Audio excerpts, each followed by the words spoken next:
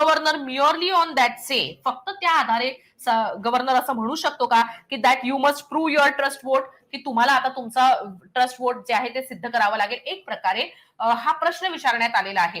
कारण आर्ग्युमेंट करत असताना शिंदे गटानं जे आर्ग्युमेंट केलेलं आहे त्याच्यामध्ये त्यांनी असं म्हटलेलं आहे की आम्ही एकच पार्टी आहोत. आणि आता एस जी मेहता यांनी सुद्धा असं म्हटलेलं आहे की जे शिवसेनेतलेच लोक होते त्यांनी सांगितलं की आमचा गटनेता हा एकनाथ शिंदे आहे. याच अनुषंगाने कुठेतरी धनंजय चंद्रचूड यांनी हा प्रश्न विचारलेला आहे. अधिक क्लॅरिटी यावी या अनुषंगाने माधवी. बरोबर आहे. आता पुढे धनंजय चंद्रचूड यांनीच पुढचा प्रश्न विचारलाय. आणखी एक प्रश्न महत्वाचा ते विचारतात. ते असंही म्हणतात की the governor must equally be conscious of the fact that his calling for a trust vote may itself be a circumstance which may lead to toppling of a government.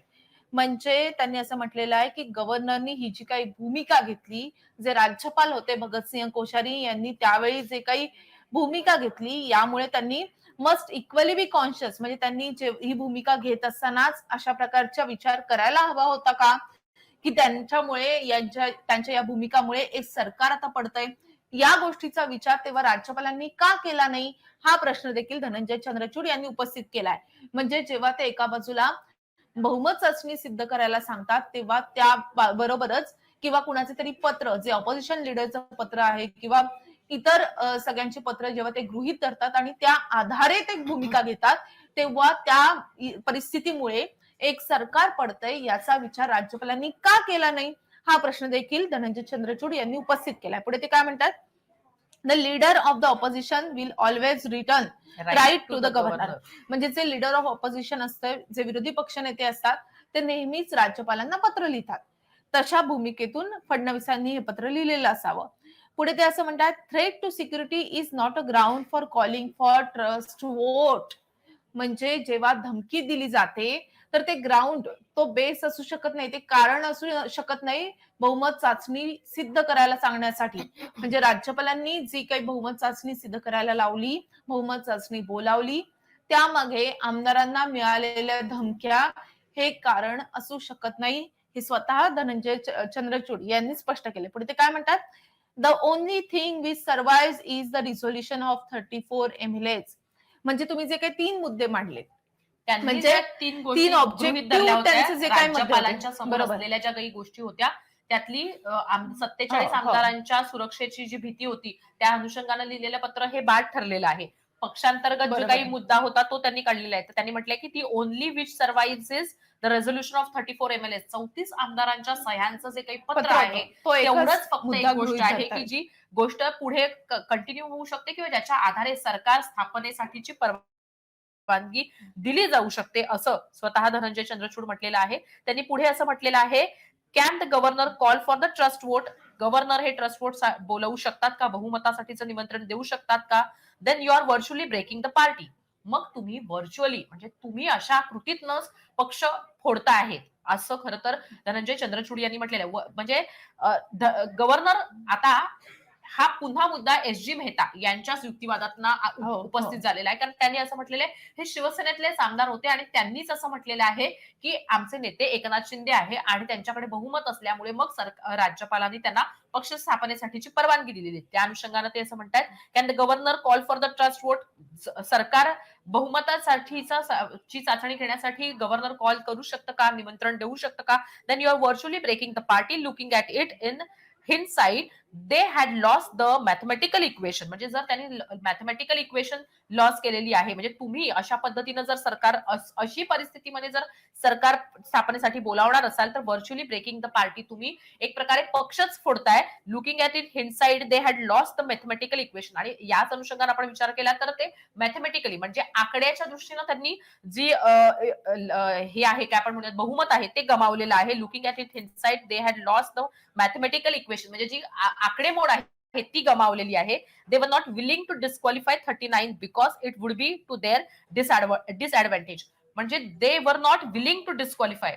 त्यांना 39 जणांना डिस्क्वालिफाय करायचं नव्हतं कारण हे त्यांच्याच पथ्यावर पडलं असतं, असं कुठेतरी सांगण्यात येत आहे. म्हणजे खरं तर हा युक्तिवाद शिंदे गटानं केला होता. आधी 16 आमदारांना अपात्र करण्याचा आणि त्याच्यानंतर 34 आमदारांना अपात्र करण्याचा डाव हा नंतर लक्षात आला, असा आर्ग्युमेंट काल शिंदे गटानं केला होता. बरोबर. एकंदरीतच उपाध्यक्षांच्या भूमिकेवर या पद्धतीनं प्रश्नचिन्ह उपस्थित करण्यात आलं होतं. त्याच्यावरच कुठेतरी धनंजय चंद्रचूड म्हणतायत, की अशा पद्धतीनं जर केलं असतं, तर मग त्यांना त्यांनाच डिसएडव्हान्टेज झाला त्यांच्याच असता पथ्यावर त्याचा, पडलं असतं, त्यांनाच तोटा झाला असता. तोटा पुढे झाला असता. धनंजय चंद्रचूड म्हणताय, but now we are on governor's power. पण आता तुम्ही गव्हर्नरच्या अधिकार आहेत तुमच्याकडे. Governor should not enter into any area which precipitates the fall of a government. आता खरं तर धनंजय चंद्रचूड यांनी महत्वाचा उल्लेख केलेला आहे. त्यांनी असं थेट राज्यपालांना म्हटलेलं आहे, governor should not enter into any area which precipitates the fall of a government. सरकार पडण्यासाठी कारण ठरेल अशा कुठल्याही गोष्टी गव्हर्नरने राज्यपालांनी करू नये, असं त्यांनी इथे म्हटलेलं आहे. हो. कारण राज्यपालांच्या अधिकारावर बोलत असताना त्यांनी ही गोष्ट म्हटलेली आहे. पुढे आता एस जी मेहता जे राज्यपालांचे वकील आहेत ते म्हणतात, the governor's responsibility is to ensure that the stable government is there. आता ज्या वेळेस धनंजय चंद्रचूड यांनी असं म्हटलेलं आहे, की राज्यपाल हे अशा पद्धतीनं कुठलाही त्यांचे अधिकार जरी असले तरी राज्यपाल असा निर्णय नाही घेऊ शकत ज्याच्यामुळे सरकार कोसळू शकतं, असं धनंजय चंद्रचूड यांनी म्हटलेलं आहे. त्याच्यावर एस जी मेहता म्हणतात, ही राज्यपालांची रिस्पॉन्सिबिलिटी आहे, की सरकार स्थिर राहावं हे पाहणं ही राज्यपालांची रिस्पॉन्सिबिलिटी आहे. म्हणजे बघा कशा पद्धतीनं हा युक्तिवाद सुरू आहे. एस जी मेहतांनी जे म्हटलं होतं, की एकनाथ शिंदेबरोबर गेलेले आमदार म्हणतात, आम्ही शिवसेनेतलेच आहोत, आम्ही शिवसेना आहोत, पण हे आमचे नेते आहेत आणि मग सरकार स्थापन झालं होतं. त्याच्यावर अशा पद्धतीचा निर्णय नाही घेऊ शकत, असं धनंजय चंद्रचूड यांचं म्हणणं आहे. दुसरीकडे त्यांनी असं म्हटलं होतं, की राज्यपाल अशा पद्धतीनं जे निर्णय घेतलेला आहे बहुमताचा त्याच्यामुळे सरकार अस्थिर करण्यासाठीचा गोष्ट घडलेली आहे, ते राज्यपालांकडनं होता कामा नये आणि राज्यपाल सरकार अस्थिर करण्यासाठीच्या गोष्टी करू नाही शकत, असं धनंजय चंद्रचूड म्हणतायत. तर त्याच्यावर आर्ग्युमेंट काय करतायत एस जी मेहता, की सरकार स्थिर राहावं ही तर राज्यपालांची जबाबदारी आहे. म्हणजे जिथे सरकार कोसळवण्यासाठी राज्यपाल काम नाही करू शकत, असं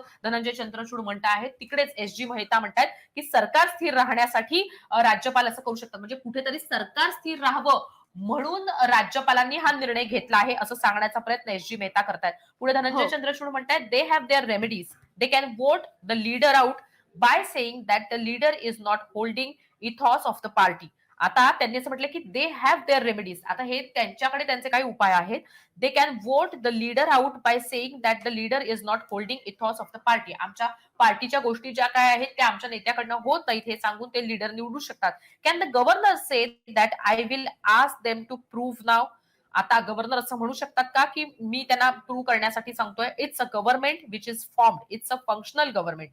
हे एक गव्हर्नमेंट आहे जे गव्हर्नमेंट सत्तेत होतं आणि ते काय करत होतं, असं सरकार होतं, असं म्हणत आहेत. पुढे धनंजय चंद्रचूड म्हणत आहेत. माधवी. पुढे चंद्रचूड असं म्हणतात, governor may actually precipitates the falling of government. म्हणजे सरकार पाडण्यासाठी ते अशा प्रकारची परिस्थिती निर्माण करू शकत नाही. That is very very serious for our democracy. म्हणजे आपल्या लोकशाहीसाठी ते अत्यंत घातक आहे. अशा प्रकारे स्वतः राज्यपालांनी भूमिका घेणं आणि त्यामुळे एखादं सरकार पडणं हे अतिशय घातक आहे, असं धनंजय चंद्रचूड असं म्हणतात. पुढे ते असं म्हणतात, this is irrespective of the numbers. It's clear they lost the numbers. हे क्लिअर आहे की त्यांनी बहुमत गमावलेलं आहे, हे दिसत होतं, ही परिस्थिती सांगत होती. म्हणून राज्यपालांनी अशी भूमिका घेणं हे त्यांच्या पदाला धरून नाही, हे घटनेला धरून नाही, हे त्यांना दिलेल्या अधिकाराला मध्ये येत नाही. अशा प्रकारची टिप्पणी धनंजय चंद्रचूड यांनी केली आहे. पुढे ते काय म्हणतात, all these hyperbole it's Maharashtra, it's very highly cultured and developed state. म्हणजे आता महाराष्ट्राचं संस्कृती कशी आहे, महाराष्ट्राचं राजकारण कसं आहे, त्या संदर्भातली त्यांची एक महत्वाची टिप्पणी येते. It's a very highly cultured and develop state. हे खूप कल्चरनी म्हणजे संस्कृतीनी खरं तर संपन्न असं हे राज्य आहे, डेव्हलप राज्य आहे, खूप विकसित असं राज्य आहे. I mean things are said in politics. Sometimes things are said which are inappropriate, they should never be said. कधी कधी राजकारणामध्ये अशा काही गोष्टी घडतात किंवा इन जनरल सुद्धा अशा काही गोष्टी घडतात की ज्या घडायला नव्हत्या पाहिजे. अशा प्रकारची टिप्पणी धनंजय चंद्रचूड यांनी केलेली आहे. खरं म्हणजे त्यांचा आता पुढचा अजून एक मुद्दा आलाय. ते असंही म्हणतात, just the other day we said to doctor Singhvi in a matter that there has to be some level of constitutional discourse and dialogue which is going down in our country. म्हणजे त्यांनी खरं तर डॉक्टर सिंघवी म्हणजे अभिषेक मनु सिंघवी यांना एका प्रकरणामध्ये त्यांनी जे काही म्हणजे डॉक्टर सिंघवींना आम्ही सांगितलेलं होतं, एका प्रकरणामध्ये आम्ही म्हटलेलं होतं, एक टिप्पणी केलेली होती, त्याची आठवण ते करून देतात. त्यांनी असं म्हटलेलं आहे की या देशामध्ये जे कॉन्स्टिट्यूशनल डिस्कोर्स आहे, कॉन्स्टिट्यूशनल म्हणजे घटनात्मक असं एक अधिष्ठान आहे, घटनात्मक असं त्याला एक वजन आहे, तर ते कुठेतरी किंवा पक्षांतर्गत जे काही डायलॉग आहे, म्हणजे राज्यपाल असतील आणि त्यांचा पक्षांसोबतचा जे काही संवाद आहे, तो कुठेतरी ढासळताना दिसतोय, कमी होताना दिसतोय. अशा प्रकारची एक महत्वाची टिप्पणी धनंजय चंद्रचूड करतायत. खरं तर धनंजय चंद्रचूड यांनी एक हं. प्रकारे राज्यपालांच्या भूमिकेवर प्रश्नचिन्ह निर्माण केलेलं हो. आहे. जे काही राज्यपालांनी निर्णय घेतलेला आहे त्याच्या अनुषंगाने त्यांनी प्रश्न उपस्थित केलेले आहेत आणि राज्यपालांचा नेमका अधिकार काय आणि राज्यपालांचं कर्तव्य काय हे सांगण्याचा प्रयत्न देखील सरन्यायाधीशांनी स्वतः केलेला आहे. राज्यपाल हे सरकार पाडू नाही शकत, अशी कृती करू नाही शकत, असं त्यांनी एक महत्वाची टिप्पणी इथे केलेली आहे. ते पुढे म्हणत आहेत, we are not condoning it.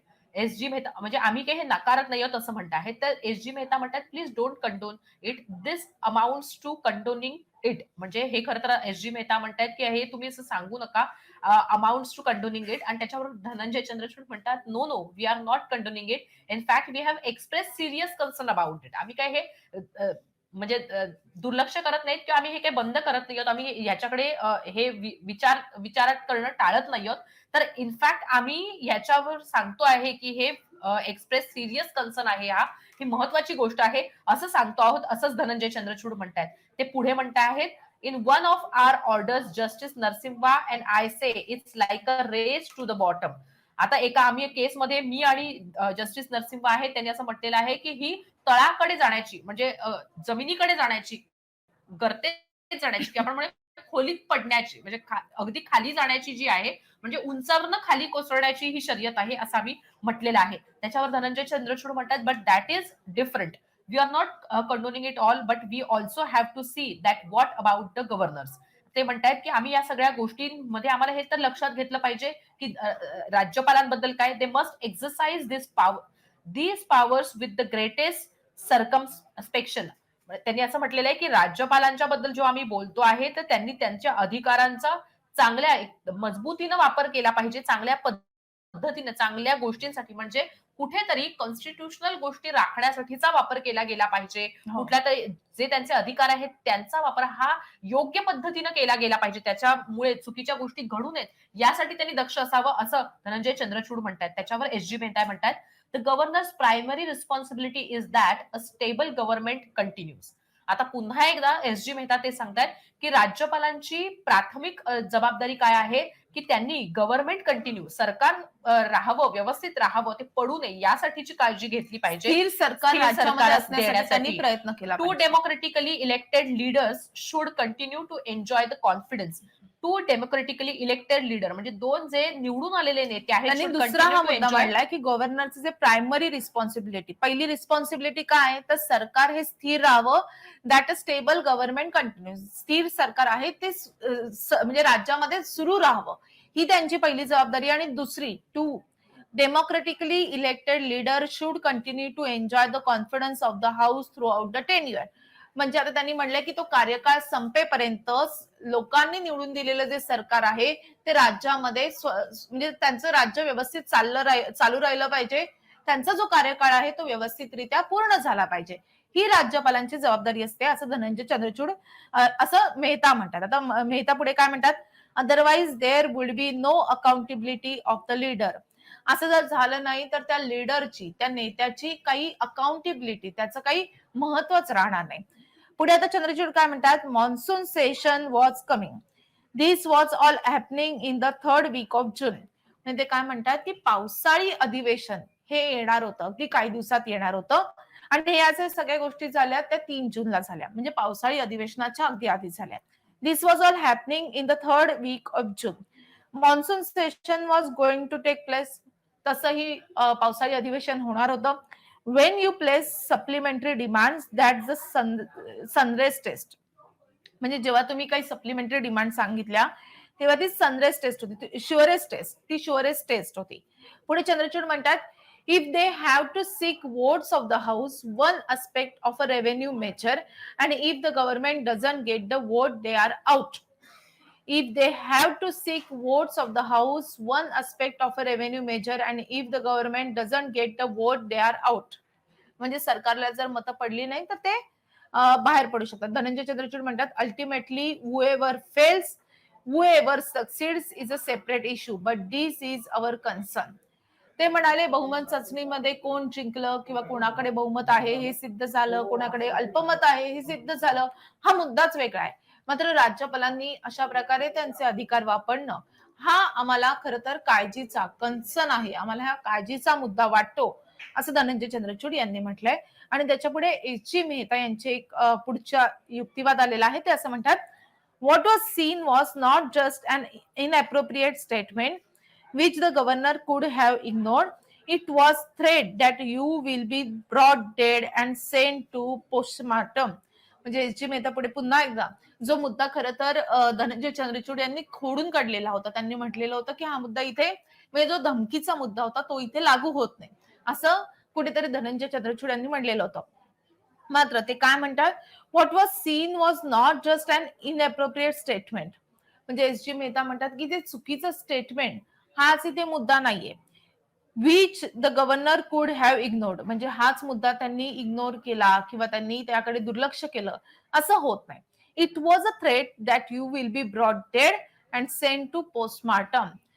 Threat, जी काही धमकी आलेली होती की तुम्ही इथे आला तर तुम्ही मराल आणि तुम्हाला थेट पोस्टमॉर्टम साठी पाठवलं जाईल, ही धमकी खूप महत्वाची होती आणि या धमकीमुळेच ही पुढची पावलं उचलली गेली आणि त्यामुळे राज्यपालांनी ही भूमिका घेतली, जे खूप घातक होतं. अशा प्रकारचे युक्तिवाद एच.जी. मेहता करतायत. पुढे धनंजय चंद्रचूड म्हणतात, he wrote to the additional chief secretary to provide security. He did his duty by doing that. म्हणजे त्यांनी ऍडिशनल चीफ सेक्रेटरी आहेत त्यांना पत्र लिहिलं सुरक्षा पुरवण्यासाठी आणि त्यांनी त्यांचं कर्तव्य केलेलं आहे. त्याच्यावर एस.जी. मेहता म्हणतात, that's too simplistic a view to look at it. Please look at it holistically. 34 MLAs have lost confidence along with 2+7 MLAs. म्हणजे खरं तर विश्वास गमावलेला आहे हे सांगण्याचा प्रयत्न करण्यात येते.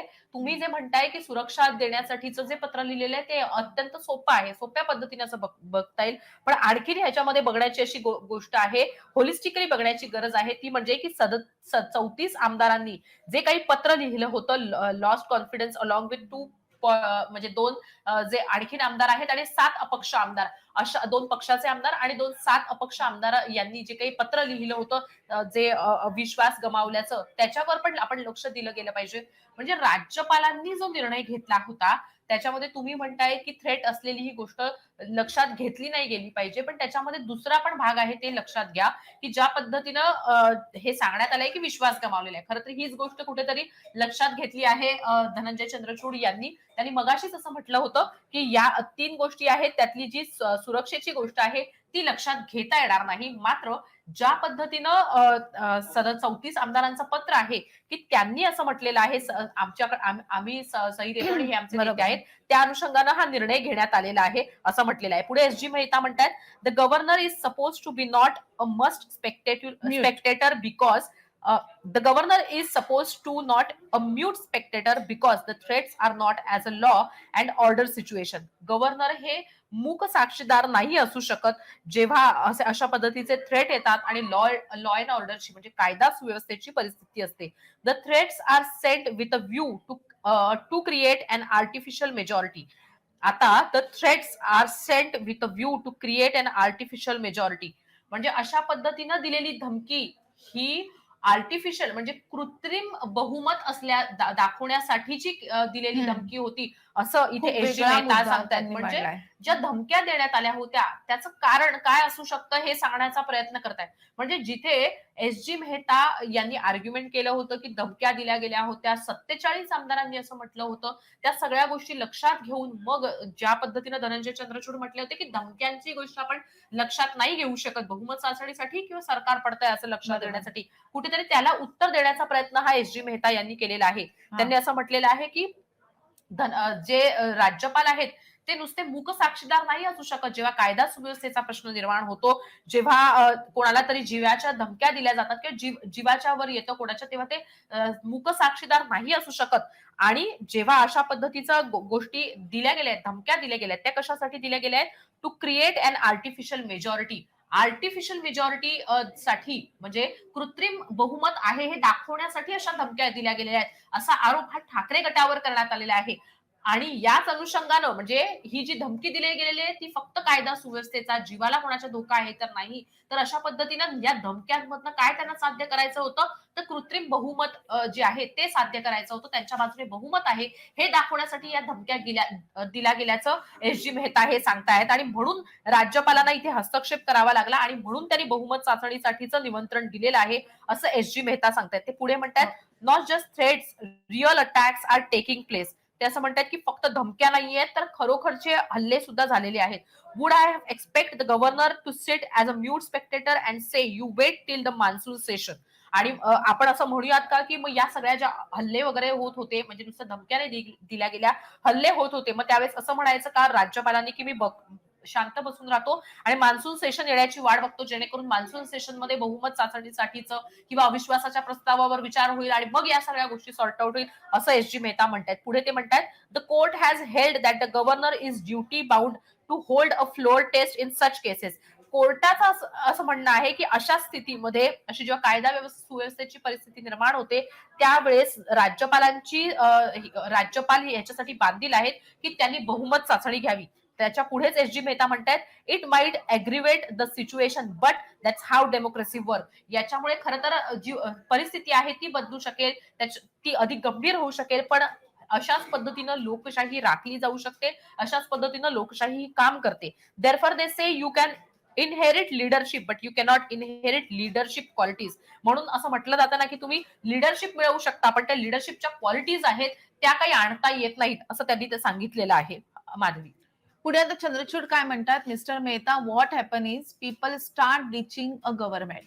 आता चंद्रचूड काय म्हणतात, मेहता, काय घडलेलं होतं, people start ditching a government, then the governor are willing allies saying hold trust votes, so you give sanctity to this. म्हणजे ते असं म्हणतात की people start ditching a government, म्हणजे लोकांनी सरकारला कुठेतरी, जे सरकार अस्तित्वात होतं, महाविकास आघाडी सरकार अस्तित्वात होतं, त्याला डिच करायला, म्हणजे त्याच्यामध्ये कुठेतरी त्यांना दरार, त्यांच्यामध्ये मतभेद निर्माण करायला सुरुवात झालेली होती. Then the governors are willing allies saying hold trust votes. आता मग त्यावेळी राज्यपालांनी काय केलेलं होतं, तर ज्यांना सरकार बनवण्याची इच्छा होती त्यांना सांगितलं की तुम्ही बहुमत चाचणी द्या. सो यू गिव्ह सँक्टिटी टू दिस, म्हणजे तुम्ही काय केलेलं असं की या गोष्टींना तुम्ही कुठेतरी बढावा दिलाय, या गोष्टी घडायला तुम्ही कारणीभूत ठरलाय. पुढे चंद्रचूड असं म्हणतात, this is very sad spectacle in our democracy. अशा प्रकारे तुम्ही भूमिका घेणं आणि अशा प्रकारचा तुमचा दृष्टिकोन असणं, हे डेमोक्रेसी म्हणजे लोकशाहीच्या दृष्टीने घातक आहे. This is irrespective of the morality of Shiv Sena having join INC. आता इथे मोरॅलिटीचा मुद्दा त्यांनी मांडलाय की तुम्ही म्हणताय ना की आयडिओलॉजी वेगळी होती, जे काही विचारसरणी होती ती राष्ट्रवादी सोबत जात नव्हती आणि या आयडिओलॉजिकल डिफरन्स मधून, या विचारसरणीच्या विरोधात असल्यामुळेच आम्ही बाहेर पडलो, असं तुम्ही म्हणताय.